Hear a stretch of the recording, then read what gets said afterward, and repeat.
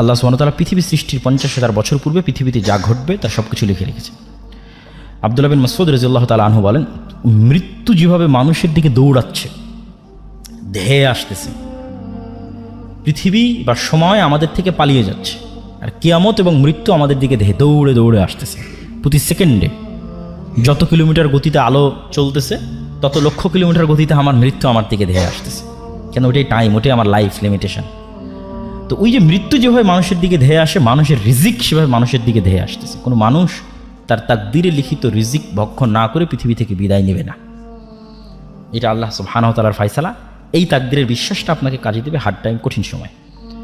আর বাকি সময়ে আল্লাহর দয়া এবং আল্লাহর রহমত অনুসন্ধানের জন্য জান প্রাণ বাজি রেখে চেষ্টা করতে হবে।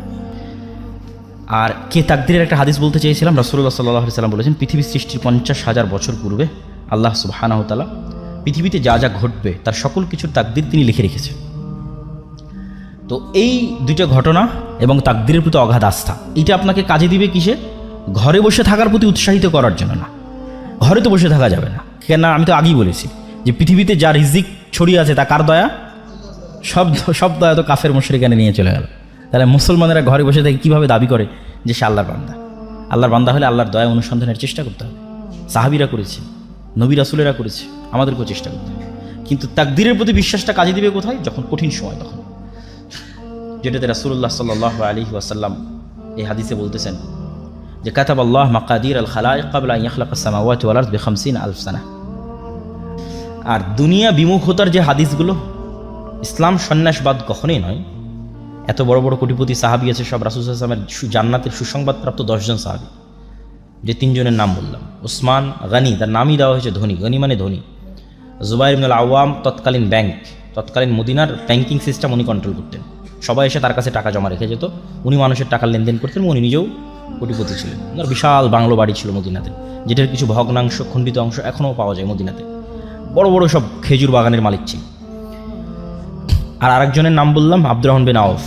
3 জনই কোটিপতি, 3 জনই জান্নাতের সুসংবাদপ্রাপ্ত। তাহলে তো এটা বলার কোনো অপশন নাই, সুযোগ নাই যে ইসলাম সন্ন্যাসবাদকে সাপোর্ট করে, এটা বলার সুযোগ নাই। কিন্তু দুনিয়া বিমুখতার যে হাদিসগুলো বা দুনিয়া বিমুখতার যে ঘটনাগুলো, এগুলো হচ্ছে আপনাকে সাপোর্ট দিবে আপনার টাফ টাইম এবং হার্ড টাইমে। যখন আপনি সকল কিছু হারিয়ে ফেলতেছেন, উত্থান পতন আছে, পতনের দ্বার প্রান্তে দাঁড়িয়ে আছেন, তখন আপনি হতাশ হবেন না যদি রাসূল সাল্লাল্লাহু আলাইহি ওয়াসাল্লামের যে দুনিয়া বিমুখতার হাদিসগুলো আপনার জানা থাকে, তাকদীরের যে হাদিসগুলো সেগুলো যদি জানা থাকে, তাহলে আপনার সামনে যতই কঠিন সময় আসুক আপনি হতাশ হবেন না।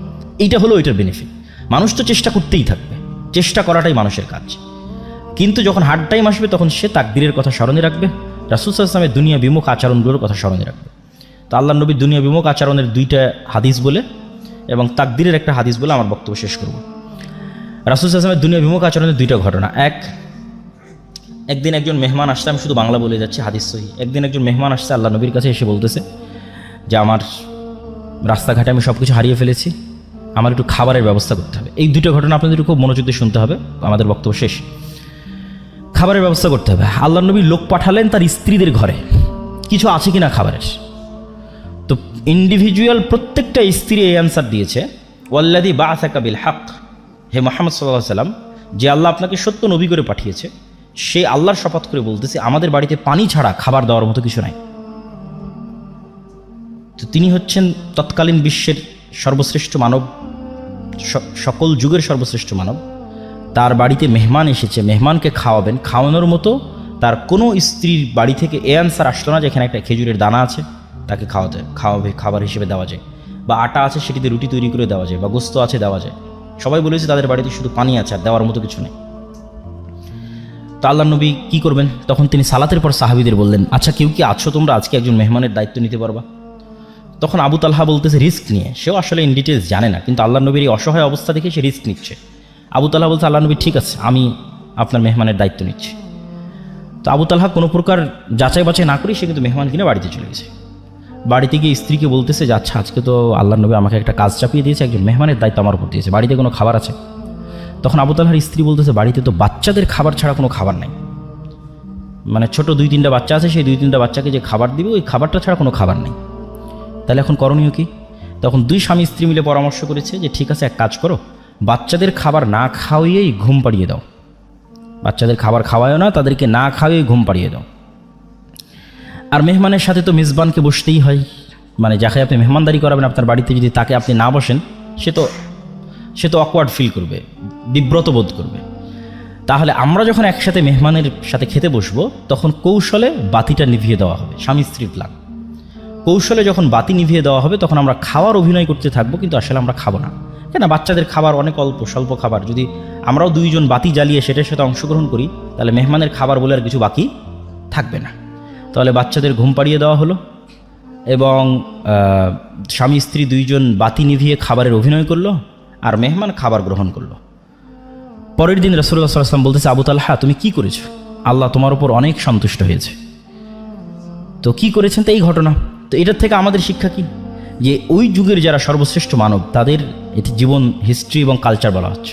সুতরাং আমি যদি আমার লাইফে এরকম কখনো কঠিন সময় ফেস করি তাহলে অবশ্যই তখনকার চেয়ে খারাপ হবে না। তো ওই জন্য কনফিডেন্স রাখতে হবে। আরেকটা ঘটনা, যে দুটো ঘটনা বলতেছে, আরেকটা ঘটনা, একদিন রাসূল সাল্লাল্লাহু আলাইহি ওয়াসাল্লাম বাড়ি থেকে বের হয়েছে, এটা সহিহ হাদিসের ঘটনা, সঠিক ঘটনা। তো ভর দুপুরে বের হয়েছে, রাস্তার মধ্যে দেখেন আবু বকর রাদিয়াল্লাহু তাআলা আনহু বাড়ি থেকে বের হয়েছে। তো দুইজন পরস্পরকে জিজ্ঞেস করতেছে, কেন এই ভর দুপুরে? আপনি তো জানেন সৌদির গরম কি ভয়ঙ্কর, ভর দুপুরে কেন বাড়ি থেকে বের হয়েছে? তো দুইজনই পরস্পরের কাছে জানাজানি হলো যে তারও বাড়িতে কোনো খাবার নাই, এই জন্য খাবারের অনুসন্ধানে বের হয়েছে। মুহাম্মদ সাল্লাল্লাহু আলাইহি ওয়াসাল্লামের বাড়িতেও কোনো খাবার নাই, উনি খাবারের অনুসন্ধানে বের হয়েছে, যে কোথাও খাবারের ব্যবস্থা করা যায় কিনা। কিছু দূর হাঁটার পর দেখা যাচ্ছে ওমর রাদিয়াল্লাহু তাআলা আনহু রাস্তায়। আপনি কি জন্য বের হয়েছেন? ওনার বাড়িতেও কোনো খাবারের ব্যবস্থা নেই, উনিও খাবারের অনুসন্ধানে বের হয়েছে। অথচ এনারা পরবর্তীতে অর্ধ পৃথিবীর শাসক। তাহলে ক্ষুধার্ত অবস্থা থেকেও অর্ধ পৃথিবী জয় করা যায়, ঠিক আছে? যখন তাদের কাছে কিছু নাই, ক্ষুধার্ত অবস্থায় মানুষের বাড়ি বাড়ি খাবার খুঁজে বেড়াচ্ছে, সেখান থেকে তারা অর্ধ পৃথিবীর শাসক হয়েছে। তো তাদের মতো করুণ এবং কঠিন অবস্থা আমাকে এবং আপনাকে ফেস করতে হয়নি, হচ্ছে না, হয়তো হবেও না। সুতরাং বড় স্বপ্ন দেখতে সমস্যা কি? হাদিসটা শেষ করি, ঘটনাটা শেষ করি। দুইজন মিলে এক আনসারির বাড়িতে গেলেন। আনসারিরা যেহেতু আগে থেকেই তাদেরই জমি জায়গা, মদিনা মানে তাদের জমি জায়গা, তাদের বাগান, তাদের সব কিছু। এনারা তো আসছে মক্কা থেকে হেল্পলেস অবস্থায়। যদি মক্কায় থাকতো হয়তো এতটা করুণ অবস্থা হতো না, কেন মক্কায় তাদের জমি জায়গা আছে, তাদের বাড়ি ঘর আছে। তো প্লেস চেঞ্জ করলে অবশ্যই মানুষ এই প্রবলেমগুলো ফেস করে। তো আনসারি সাহাবী অত্যন্ত খুশি হয়েছে আজকে আল্লাহ নবী তার বাড়িতে আসছে। আমাদের গ্রামেও যেমন ভালো কোনো মেহমান যায় তখন কিন্তু বাড়ির আমাদের মায়েরা বড় মোরগ বা ভালো যে মুরগি থাকে সেটা কিন্তু জবাই করে, এটা টেন্ডেন্সি, কালচার। তো আনসারি সাহাবী আল্লাহ নবীকে দেখে তাড়াহুড়া করে খেজুরের পুরো থোকা পেড়ে আল্লাহ নবীর সামনে রেখে বলতেছে, ওখানে কাঁচা আছে পাকা আছে খান। তাড়াতাড়ি বাড়ি থেকে ছুরি বের করে নিয়ে ছাগল জবাই করতে চলে গেছে, যে আজকে আল্লাহ নবী তার বাড়িতে আসছে, সে ছাগল জবাই করে রান্না করে খাওয়াবে। তো ছাগল জবাই হলো, রান্না হলো, খাওয়া দাওয়া হলো, খেজুর খাওয়ানো হলো, ছাগলের দুধ দেওয়া হলো, যত রকমের ব্যবস্থাপনা ছিল সবই করা হলো। শেষ করে এখন যখন ফিরে আসতেছেন তখন রাসূলুল্লাহ সাল্লাল্লাহু আলাইহি ওয়াসাল্লাম আবু বকর এবং ওমরকে বলতেছে, তোমরা বাড়ি থেকে বের হয়েছিলে ভরা পেটে, আর এখন খালি পেটে, আর এখন তোমরা বাড়িতে ফিরে যাচ্ছ ভরা পেটে। সুম্মা লা তুসআলুন্না ইয়াওমাইদিন আনিন নাঈম, এটা কোরআনের আয়াত। আল্লাহর নবী পড়লেন তাদের সামনে, কিয়ামতের মাঠে এই নিয়ামত সম্পর্কে আল্লাহ তোমাদের জিজ্ঞেস করবে, যে তোমরা আজকে খালি পেটে বাড়ি থেকে বের হয়েছিলে, আল্লাহ তোমাদের ভরা পেটে বাড়িতে ফিরে যাওয়ার সুযোগ করে দিয়েছে, এই নিয়ামত সম্পর্কে আল্লাহ জিজ্ঞেস করবে। তোমরা আল্লাহ সুবহানাহু তাআলার রহমত, বরকত ছড়িয়ে ছিটিয়ে থাকা রিজিক তোমরা অনুসন্ধান করো। ফাইদা কুদিয়াতিস সালাত ফান্তাশিরু ফিল আরজ ওয়াবতাগু মিন ফাজলিল্লাহ, যখন সালাত শেষ হয়ে যায় তখন তোমরা সমগ্র পৃথিবীতে ছড়িয়ে পড়ো, কেননা পৃথিবীর প্রত্যেকটা ইঞ্চি জায়গাতে আল্লাহ সুবহানাহু তাআলার রিজিক ছড়িয়ে ছিটিয়ে আছে। আল্লাহ সুবহানাহু তাআলার ছড়িয়ে ছিটিয়ে থাকা সেই রিজিক অনুসন্ধান করার জন্য তোমরা চেষ্টা করো। আর এক আয়াতে আল্লাহ সুবহানাহু ওয়া তাআলা বলেন, হুয়াল্লাযী জাআলা লাকুম ফামশু ফি মানাকিবিহা ওয়া কুলু মির রিজকি। দুনিয়ার মানুষ, এই জমিনে আল্লাহ রিজিকের সকল সিস্টেম দিয়ে রেখেছে। ফামশু ফি মানাকিবিহা, তোমরা এই জমিনের প্রত্যেকটা ইঞ্চি ইঞ্চি জায়গায় অনুসন্ধান করো, চলো, চেষ্টা করো। ওয়া কুলু মির রিজকি, এবং রিজিক বের করে নিয়ে আসার চেষ্টা করো। আমরাও দেখতে পাই যে আমাদের চারিপাশে কত রিজিকের রাস্তা, কিন্তু লোকলজ্জার ভয়ে, যেটা কেউ বললো এখানে বক্তা, যে সামাজিক ট্যাবু, সেটির ভয়ে আমরা হয়তো একটা নির্দিষ্ট মাধ্যমকেই মনে করেছি এটি রিজিকের মাধ্যম, কোথাও আমার জব হবে, চাকরি হবে, এটি রিজিক।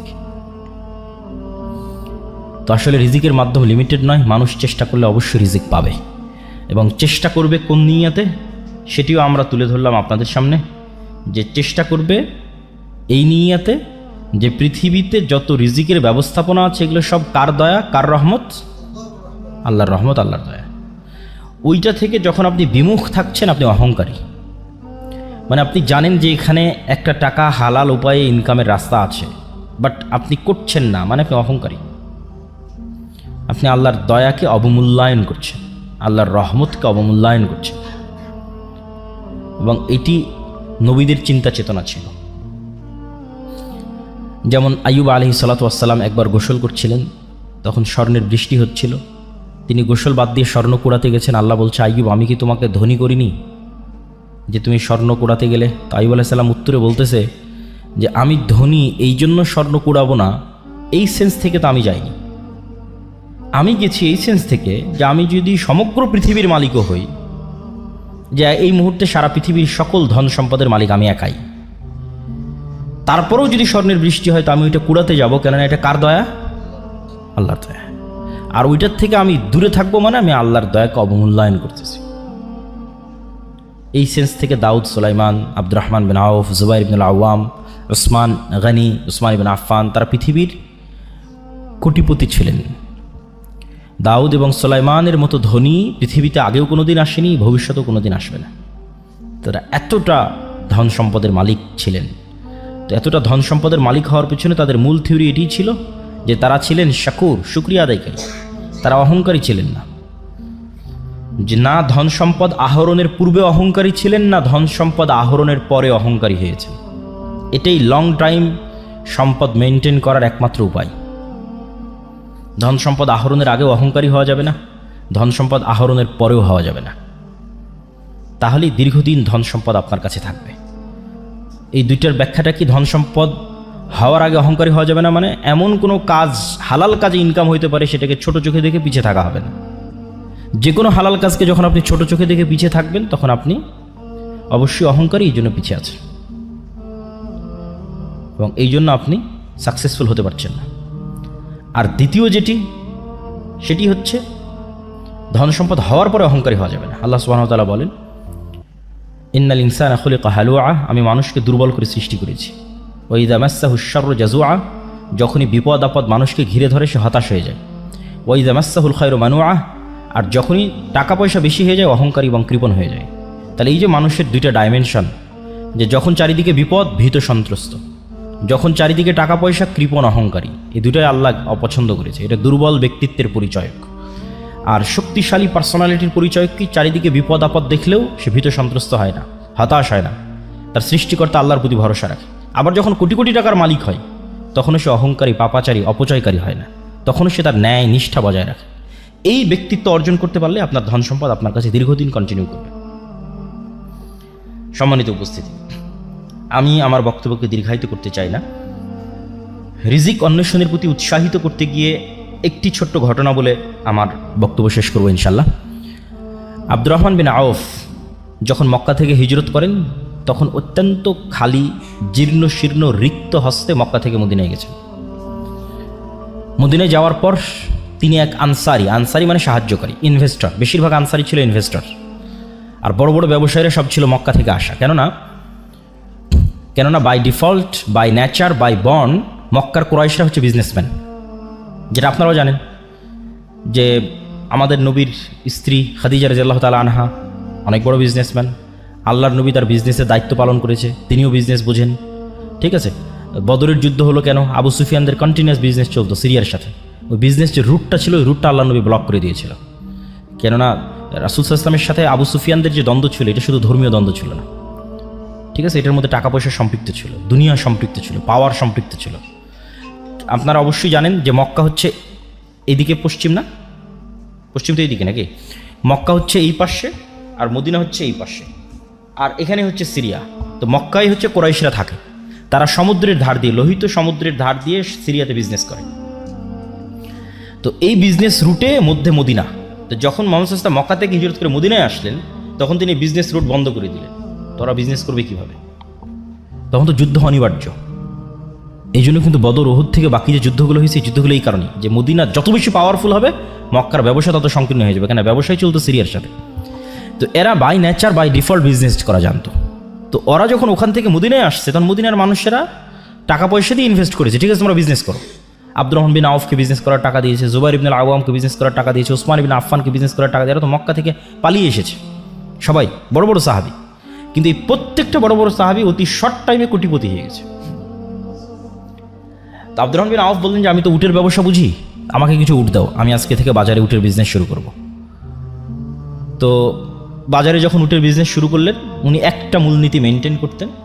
উট বিক্রি করার আগে বিভিন্ন অঞ্চল থেকে মানুষজন আসতো, উটের বাজারে উটের হাটে উট উঠতো, যেমন আমাদের অঞ্চলে কুরবানির সময় গরুর হাট হয়, গরুর হাটে উট উঠতেছে।